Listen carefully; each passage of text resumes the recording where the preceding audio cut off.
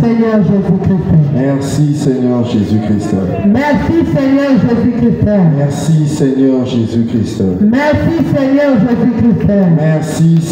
Jésus-Christ. Merci Seigneur Jésus-Christ. Merci Seigneur Jésus-Christ. Merci Seigneur Jésus-Christ. Merci Seigneur Jésus-Christ. Merci Seigneur Jésus-Christ. Merci Seigneur Jésus-Christ. Merci Seigneur Jésus-Christ. Merci Seigneur Jésus-Christ. Merci Seigneur Jésus-Christ. Merci Seigneur Jésus-Christ. Merci Seigneur Jésus-Christ. Merci Seigneur Jésus-Christ. Merci Je pensais que tu allais acclamer le roi de roi. Je pensais que tu allais acclamer le Seigneur de Seigneur. Je pensais que tu allais acclamer le Dieu véritable. Alléluia. Amen. Alléluia. Amen. Quand tu dis merci Seigneur Jésus-Christ, il faut Zalana Kodima. Alléluia. Amen. Quand tu viens dans la présence de Dieu, mais Zalana Kodima qui m'a mis sous la et tani pas maté, le rémunérateur de ceux qui le cherchent, à Monima a mis sous la capacité à Zana mouchoir, la boca où ça m'a mis sous la Zana mouchoir, aussi les s'abonner là. Merci Seigneur Jésus-Christ. Merci Seigneur Jésus-Christ. Merci Seigneur Jésus-Christ. Merci Seigneur Jésus-Christ. Merci Seigneur Jésus-Christ. Est-ce que tu crois que Dieu a écouté ta prière? Amen. Est-ce que tu crois que Dieu a écouté ta prière? Amen. Est-ce que tu crois que Dieu a la capacité d'exaucer à ta prière? Amen. Est-ce que tu crois que Dieu a déjà exaucé à ta prière? Amen. Amen.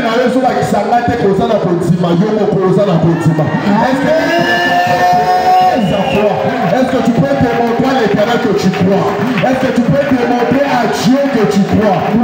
Par tes acclamations, tu peux démontrer à Dieu que tu crois. Par tes cris de joie, tu peux démontrer à Dieu que tu crois.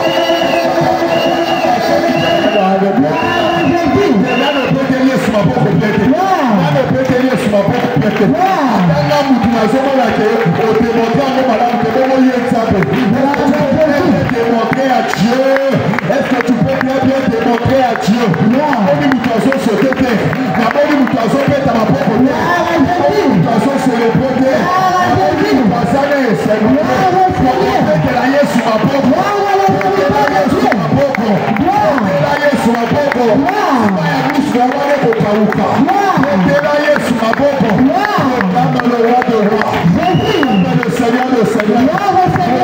Jésus-Christ de Nazareth. Ma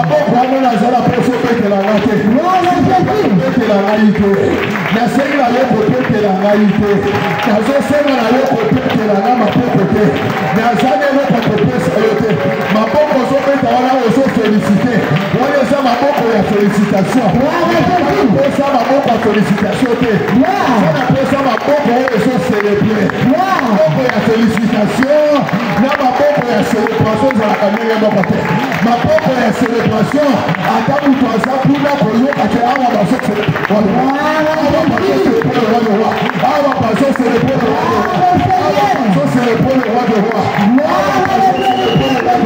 est-ce que tu peux acclamer le Seigneur de Seigneur? Jésus. Alléluia. Amen. Alléluia. Amen. Mais je ne t'ai pas encore senti ce matin. Alléluia. Amen. Je ne sais pas moi comment tu as dormi. Je ne sais pas moi comment tu t'es réveillé. Je ne sais pas moi quel problème que tu es venu avec ce matin.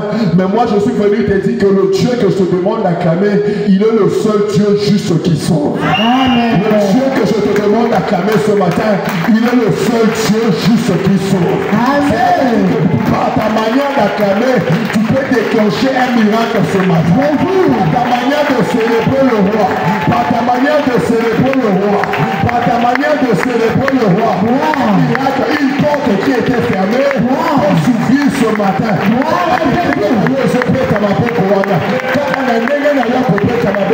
Alors la zone qui est là, 3 minutes. Il y a un peu ça, on peut te la dire au continent.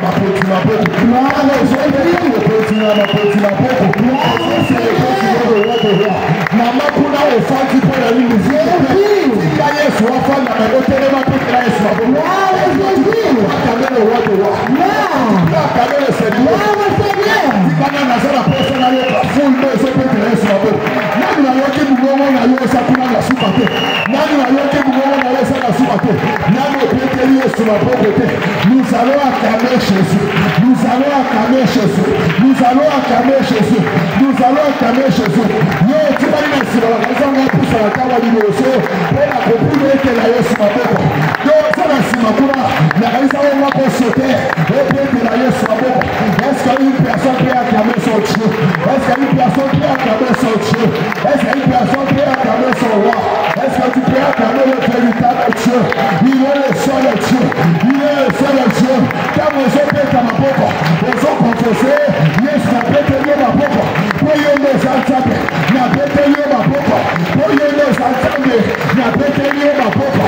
Zambe mosu sute, yole motelalayo, nanya zo peta ma boca, nanya zo peta la yesu ma boca, nanya zo celebre Yesu, nanya zo celebre Yesu, nanya zo celebre Yesu, nanya zo celebre Yesu. Mama pamu, zama pamu na Yesu sote kula, zama pamu na Yesu sote kula, zama pamu na Yesu pisela kile shakula, zama pamu na Yesu kila mbamu kula, zama pamu na Yesu sote, Yesu kama kiolo wade wa, Yesu kama kiolo wade wa, tika zama pamu na Yesu, tika zama pamu na Yesu, tika zama pamu na Yesu, tika zama pamu.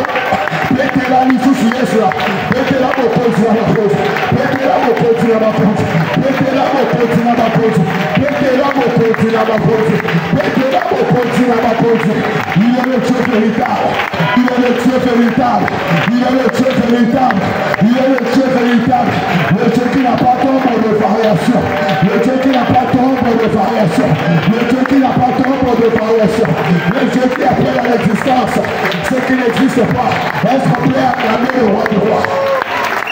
Est-ce qu'on peut acclamer le roi du roi? Est-ce qu'on peut acclamer le roi du roi? Tu es encore dans la chair. Nano matite, Nazomo ya kukata pour la posa au mata. Nazomo ya kukata pour la posa au mata. Nazala poso bete la Yesu maboko. Nazala poso bete la Yesu maboko. Tigana ya bisayo, Yesu oboi bete la Yesu maboko. Atama pala, ekosa kaye. Alors yo ide, zabaye katoration lipanga, toyo kalipamo ni na yo. Zabaye katoration lipanga, toyo katoration na yo. Est-ce qu'il y a une personne qui est créée à l'image de Jésus? Est-ce qu'il y a une personne qui est créée à la ressemblance de Jésus? Et célébrez le roi de roi. Célébrez le roi de roi. Célébrez le roi de roi. Célébrez le roi de roi.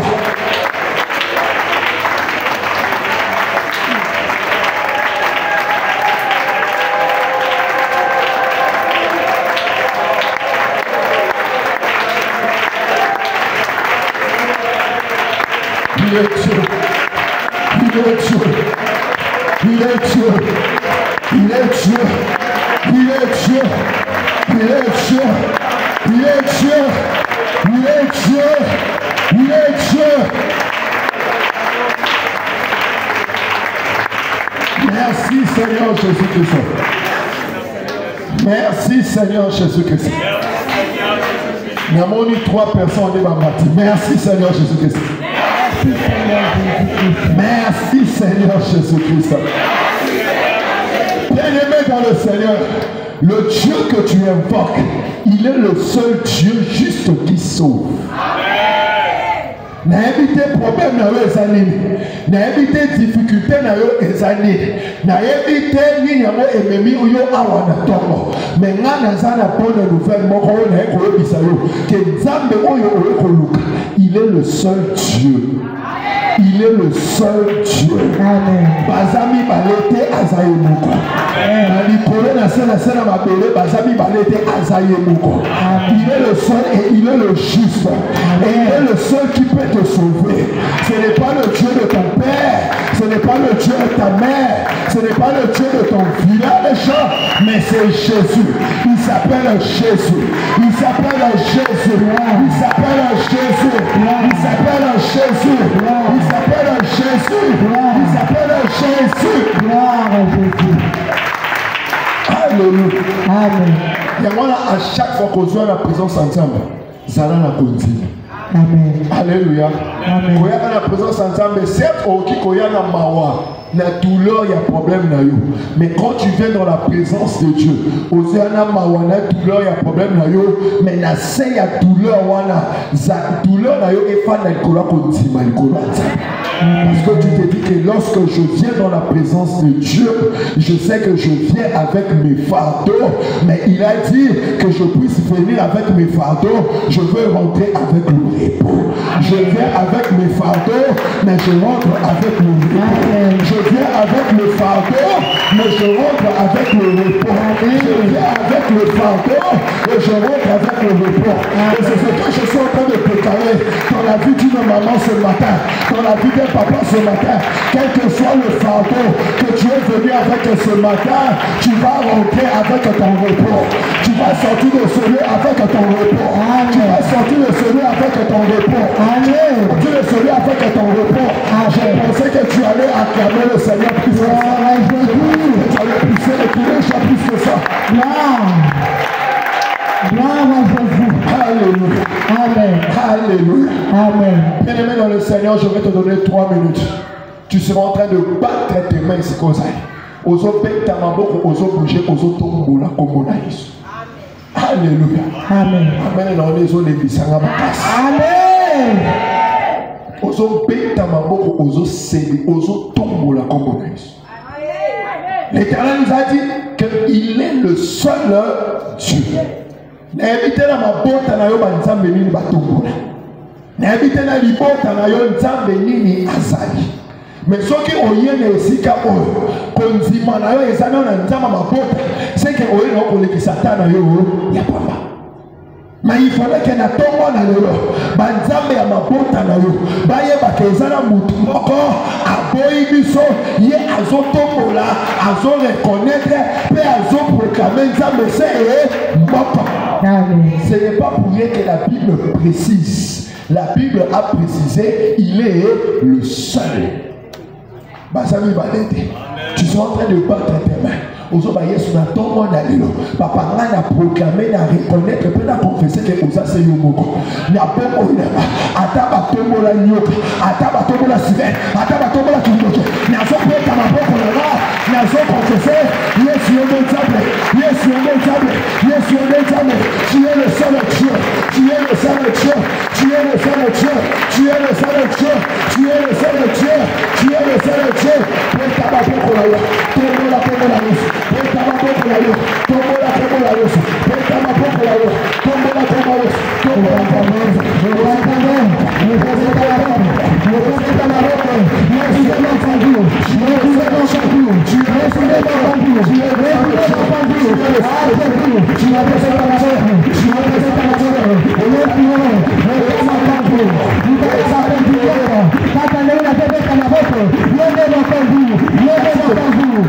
S'il te plaît.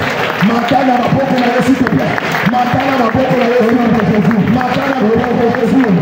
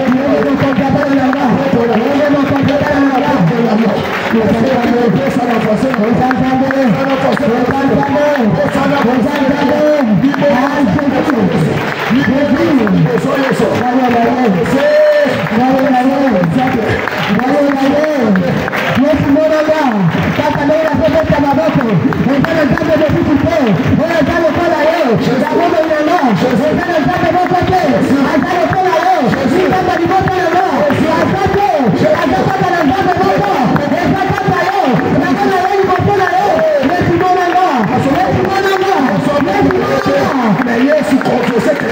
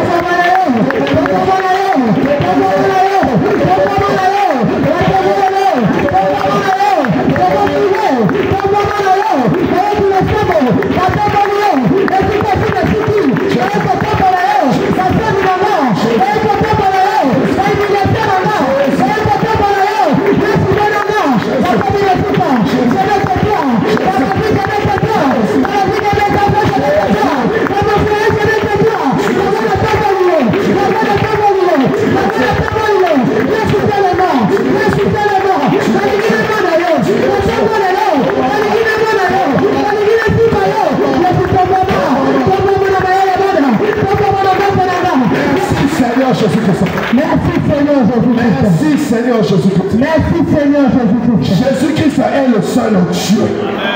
Amen. Alléluia. Amen. Libotanga na uti batombola nyoka. Libotanga na uti na libotanga biso bakoko na biso baza ba chasseur. Donc avant qu'on t'azamba il faut ça la sacrifice. Pour que ne kozwa banyama na zamba il faut ça la nini sacrifice. Donc il y a des animaux là-bas qui sont vénérés comme des dieux. Il y a des totems qui sont vénérés comme des dieux. Je me souviens mon père, quand son père est décédé à Kenamboka, pour papa Molaye, papa dit qu'on voit qu'elle est bassoy, papa dit qu'on voit qu'elle est banini, banesi, il y a maman balobi, beaucoup à haut, au collier, mon caca, parce qu'il y avait des dieux qui devaient être élevés dans notre maison.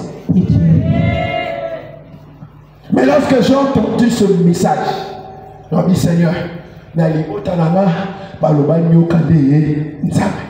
Mais ngai na tongo na lelo papa na lobi yoka sanza bete amen yoka anza ekilamu amen. Est-ce que ça tout le monde va se comprendre? Amen. Moi ya libota wana asa ekilamu amen. Azana makila ndenge asa wana soki bakati mutu na yo fina yesali nini esuki mais oyo ya nzambe akota na kunda le premier jour deuxième jour troisième jour kuda esanza ye Jésus. Alléluia. Amen. Alléluia. Amen. Mais tu dois confesser, tu dois élever ton Dieu. Alléluia. Amen. Oui, c'est bon. Mais si tu as un Alléluia. Amen. L'Éternel est le seul Dieu.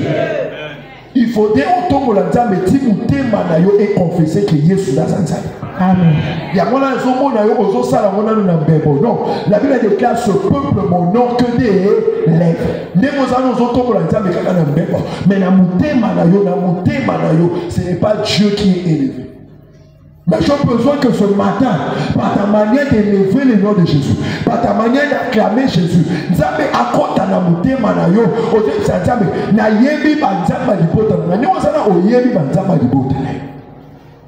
Et réellement pour les libota na yo ba Nzambe ba sali. Mais est-ce que ba mone ba Nzamba juste et ceux qui sauvent? Ba sana ba mo ba Nzambe. Mais ils ne sont pas le seul Dieu juste qui sauve. Ils sont des dieux, mais ils n'arrivent pas à sauver. Ils sont des dieux, mais ils ne sont pas justes. Mais moi, le Dieu que j'élève, il est le juste Dieu qui fait quoi? Qui sauve. Il est le seul Dieu qui est au-dessus de tous les dieux. Moi,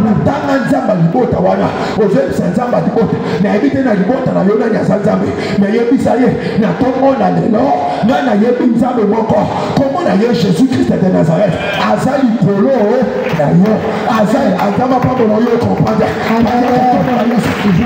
Thank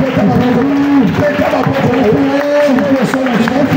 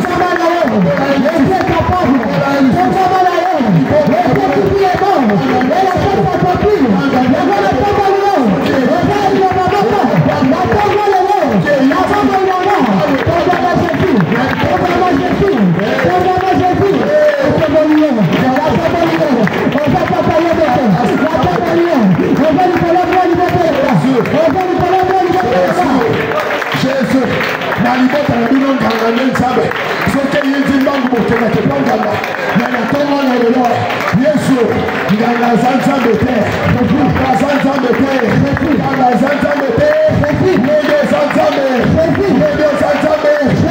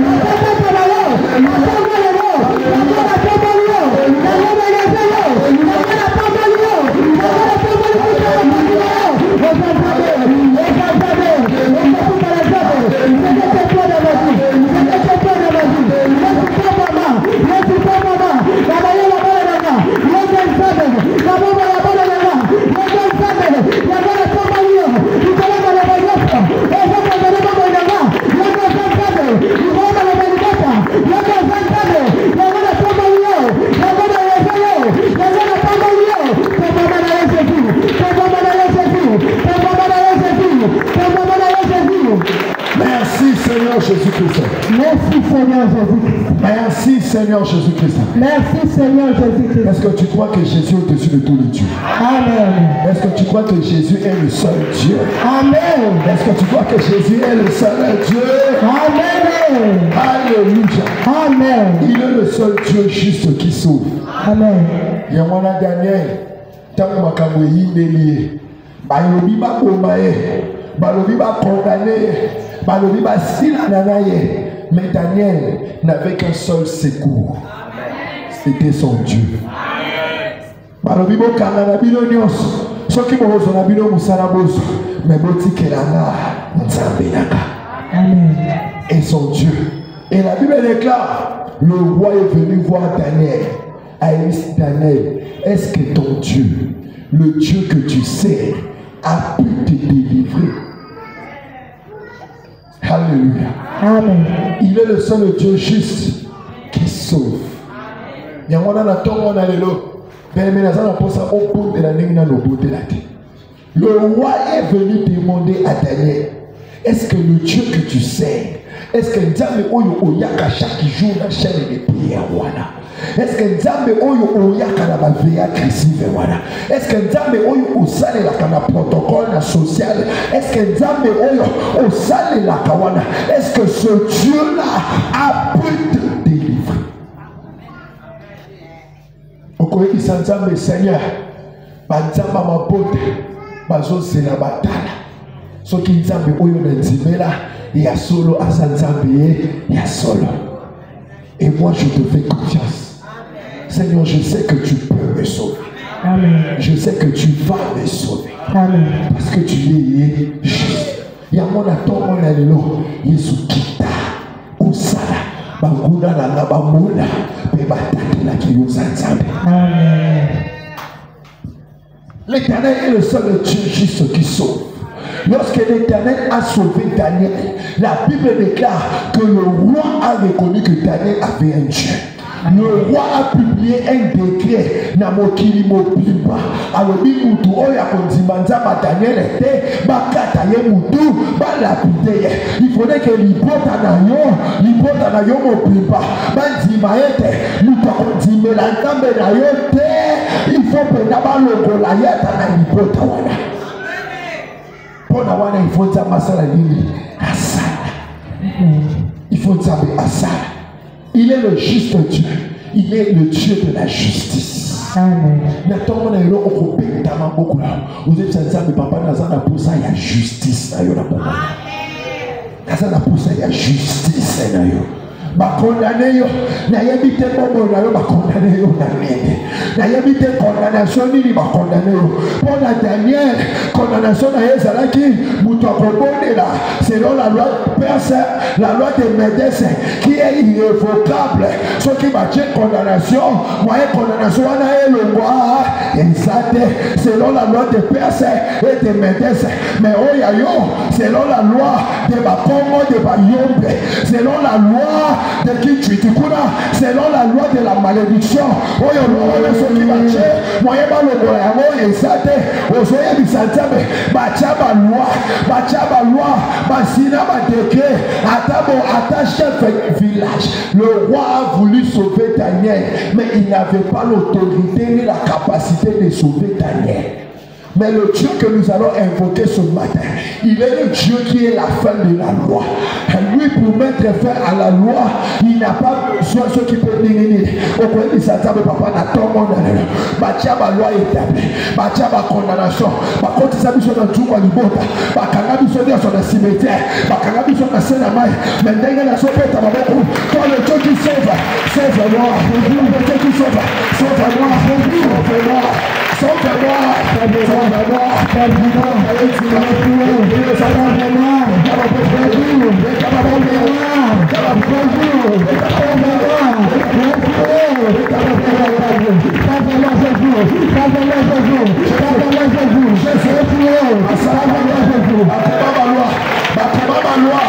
Selon l'hypothèse à la Jésus, dans votre communauté, Jésus, la tête s'il te plaît, nous enfants qui te lèvent, si vous allez, soit au famille, soit au télémi, je vais mettre à ma boque, je vais balancer ma boque au niveau, soit vous allez ça, tu es le Dieu qui sauve, comment aller le voir, qui sauve,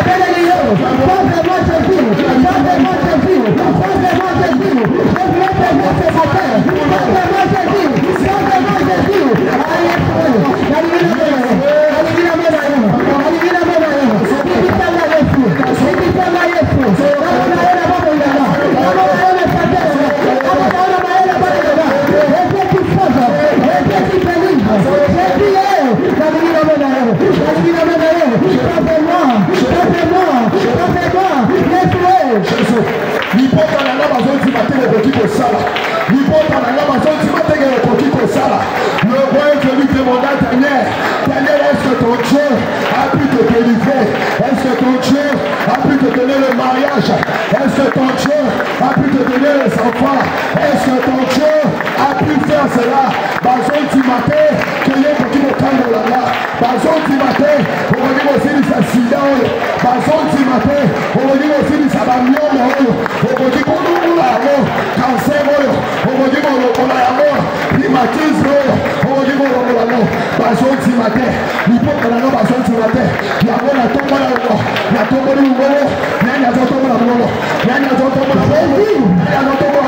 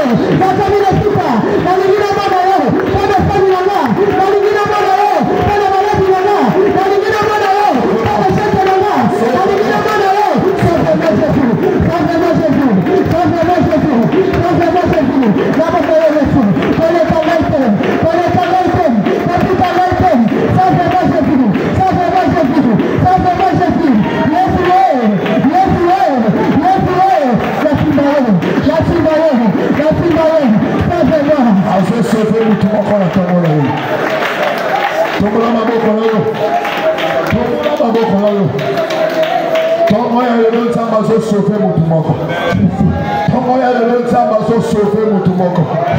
ezala batiaki yo na se na mai, ezala batiaki yo na zamba, ezala batiaki yo na cimetière, ezala batiaki yo na libuluku, nazoyebisa yo ntongo ya lelo nzambe azochauffe motu moko. Tombola maboko na yo, ne sois pas dans la distraction. Jésus, Jésus, Jésus, Jésus, Jésus, Jésus.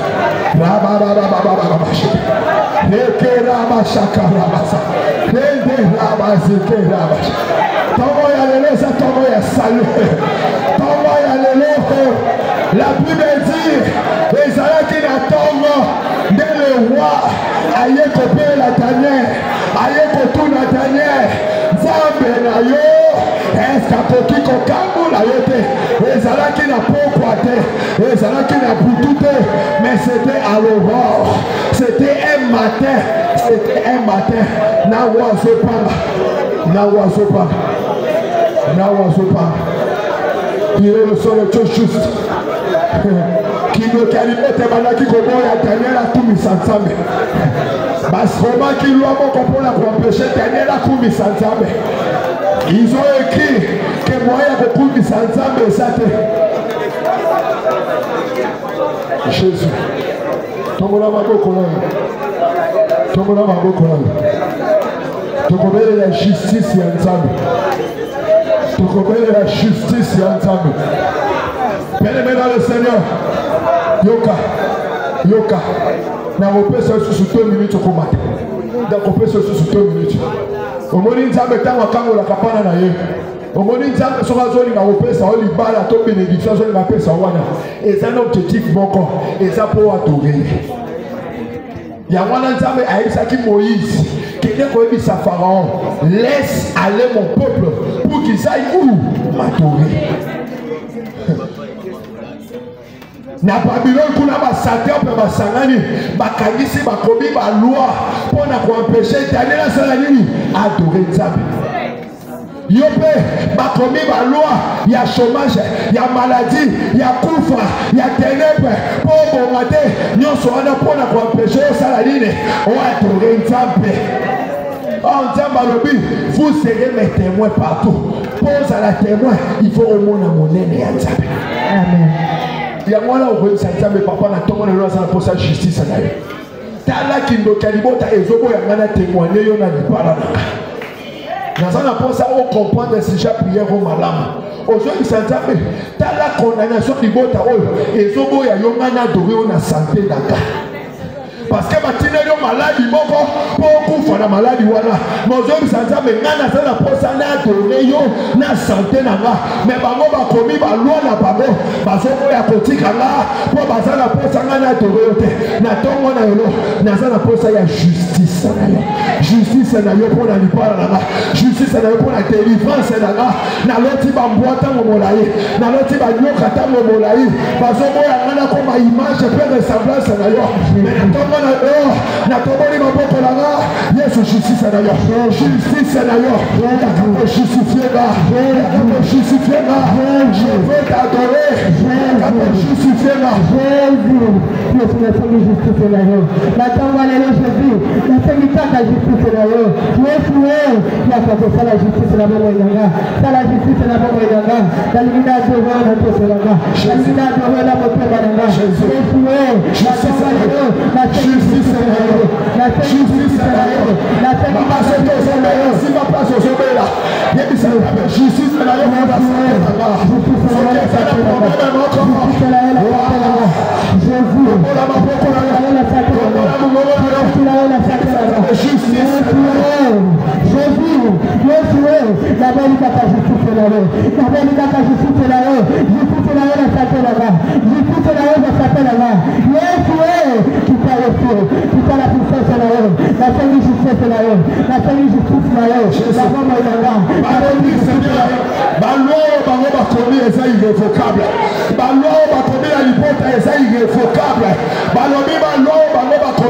Irrévocable.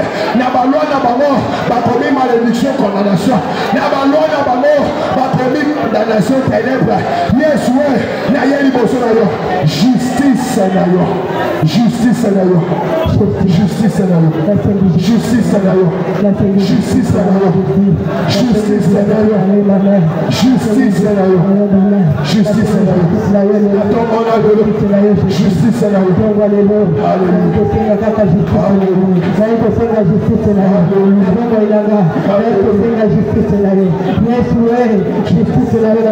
Merci Seigneur Jésus-Christ. Merci Seigneur Jésus. Merci Seigneur Jésus-Christ. Merci Seigneur.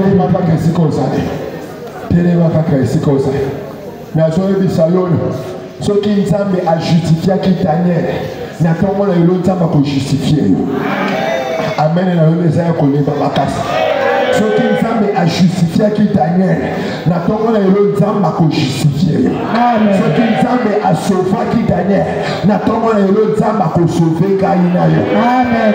Na kanisa ko ba ko pete na yo suma boko. Gloire à Jésus.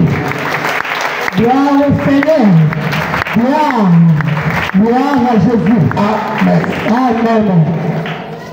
Lorsqu'on a écrit la loi, selon l'ordre de Perse et de Médès, bah, combien la loi na bango, mutu oyo akoto sa loi oyo te, bah, kobo kaye na fosolia. Alléluia. Amen. Alléluia. Amen. Bah, tombo la nzambe moko, bah, lobi mutu oyo akwadore nzambe oyo te, bah, kobo kaye na fosolia. C'est la même chose qui nous arrive, bien aimés dans le Seigneur. Bakoma balwa moko, mutu oya koluka koto sa loi oyote, il faut ça la nini akufa. Il faut bon moyen kende ezala arrêter na nzela. Mais na tongo na lelo. Bien-aimé na habité yo tangu mususu esi bakangi yo, bazo kende kokotisa ona fosolia. Pourquoi? Parce que otimeli nzambe. Pourquoi? Parce que tu t'es entêté. Ma pétition, balobi na libota na biso tozana nzambe moko. Mais yo oboyi kotombo na nzambe na bango. Yo oponi Jésus-Christ de Nazareth. Yo na bango mo déclarer ni guerre. Finalité na bango bazana posa bango ko na foso nyongo sala ni okufa loba jamais. Jamais. Yo na éviter ceux qui ici ba boaki na foso yo.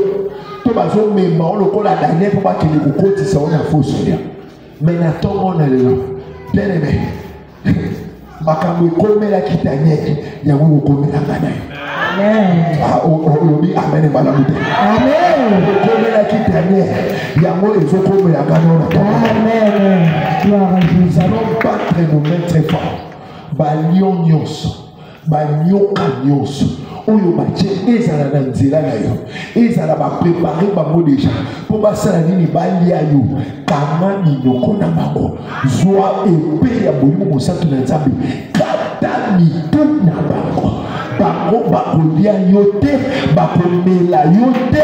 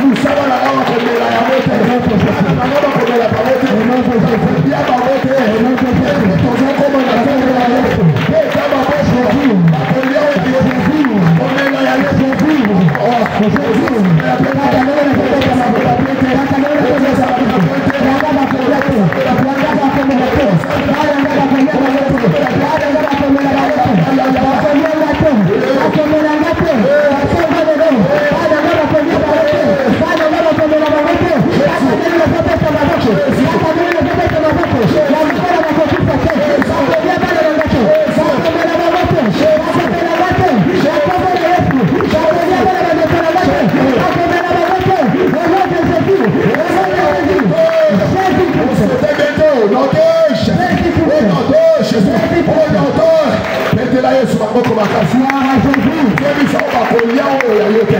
Soki bakokaki komela Daniel te, oyo yo mpe bakomela te. Sante na yo bakomela yango te. Bana na yo bakomela yango te. Bakomela bana na yo te. Bakolia bana na yo te. Bana na yo bane kokufa te. Kokufa te.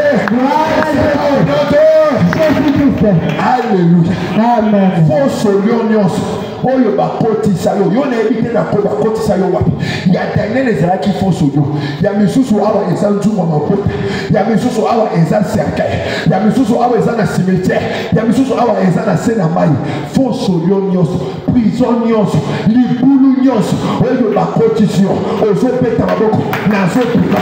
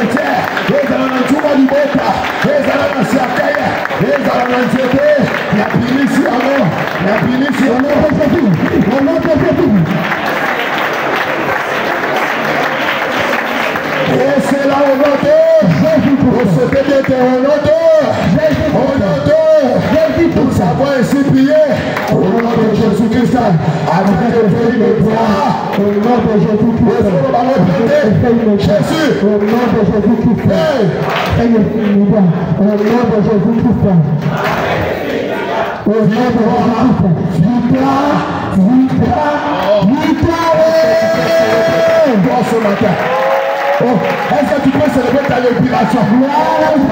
Ta libération. Est-ce que tu peux célébrer ta libération?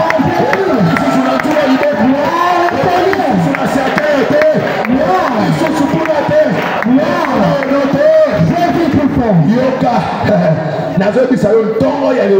l'Éternel, le Dieu juste qui sauve, a sauvé la tombe. Amen. A sauvé la tombe. Amen. Mais il est un Dieu des œuvres achevées.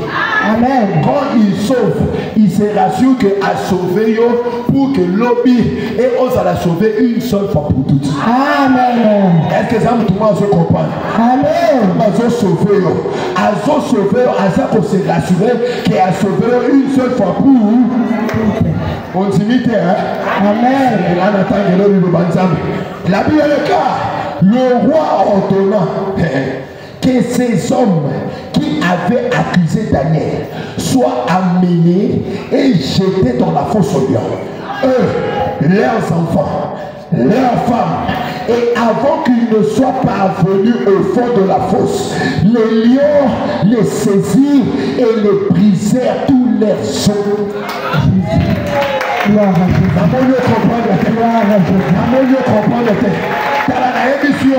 Nzambe ntango azosauve yo aza kose rassurer que asauve yo ozala sauver une seule fois pour toutes. Cela veut dire asauve yo abimiso na pêche banguna na yo ase rassurer que oza ena yo sûr abalukeli banguna na yo a exterminer bango ibaya lisusu te ibaya lisusu te ibaya lisusu te na yo eza ya machonde ibaya lisusu te. Une minute. Je déclare le roi ordonna. Alléluia. Amen. Ton Dieu a ordonné. Amen. Je dis que ton Dieu a ordonné. Amen. Tous ses ennemis, ceux qui avaient accusé Daniel,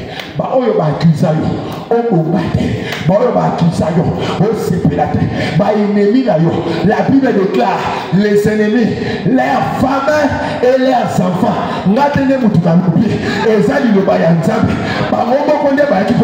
Papa Georges,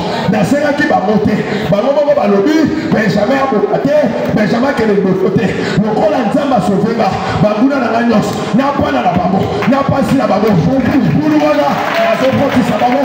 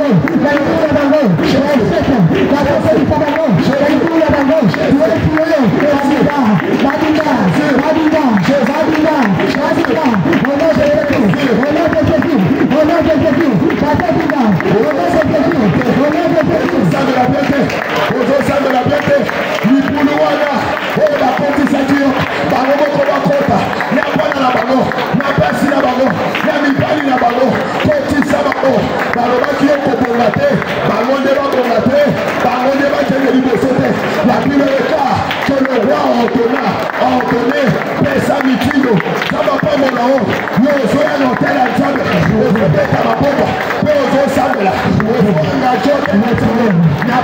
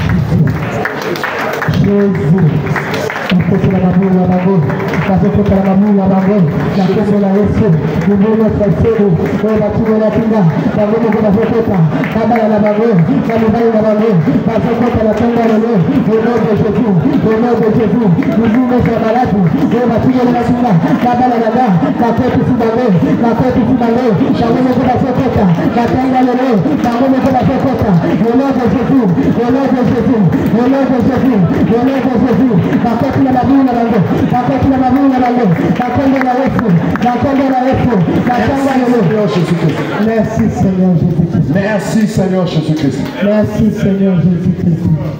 La Bible déclare, après cela, le roi Daïrus écrivit à tout le peuple, à toutes les nations, aux hommes de toutes les langues qui habitaient sur toute la terre, que la paix vous soit donnée avec abondance.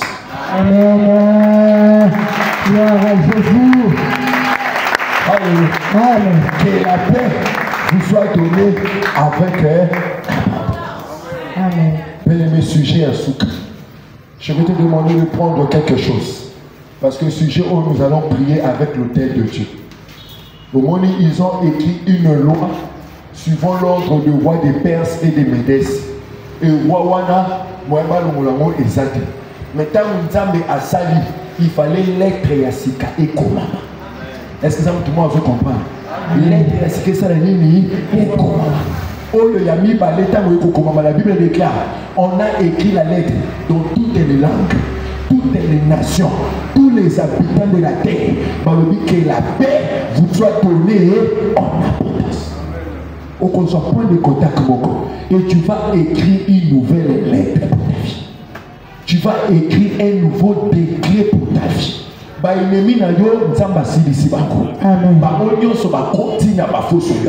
le bon makambo oyo bango ekomamaki soki oannulé en mode il y aura encore d'autres rois qui vont s'élever pour chercher à remettre ça en vigueur. Alléluia. Tu vas prendre quelque chose et tu seras en train de piquer Seigneur. Il vient annuler la loi non so oyo ekomamaki na libota nanga na tongo na lelo au travers ya point de contact nanga ndenge na zwa na hôtel ya Nzambe na zo ko ma loi ya sika la paix me soit donnée en abondance, la richesse, la prospérité, la réussite, l'épanouissement, la bonne santé, que cela me soit donné en abondance. Na Zokoma, dans toutes les langues, na Kikongo, na anglais, na Chiluba, dans toutes les langues, na Komi, na Kokene Ipofo, na Zokoma, na Tongo, na Posuka, na Zelate, na Zokoma, na Tongo, na Zokoma, na Zokoma, na Zokoma, na Zokoma, comment le ligue comme la yo, comment le ligue comme la yo, comment le basika, comment ma loi sika, comment le basika, na Zokoma, par la naba kosala la Nzambe, na Zokoma, moi et ma maison nous servirons l'Éternel, na Zokoma, na Bokele Liboso, na Bosuka na Zelate, na Zokoma, na Kopola, et si la Bali, na Kopota, na Kosala na Mbongo, pendant que l'on Kosepela, li pala la nga, et Kosala ya Esengo, ya épanouissement, na Zotekale, na Zokoma, que la paix me soit donnée en toute abondance, na Zokoma, richesse, épanouissement, pour les santé, élévation, distinction, na Zokoma, na balangue nyonso, mabele yoka, mikolo yoka, na kobola Yesu, na Zokoma, koma pona pana na yo, koma pona mopali na yo, koma pona bandeko na yo, koma na komo na Yesu.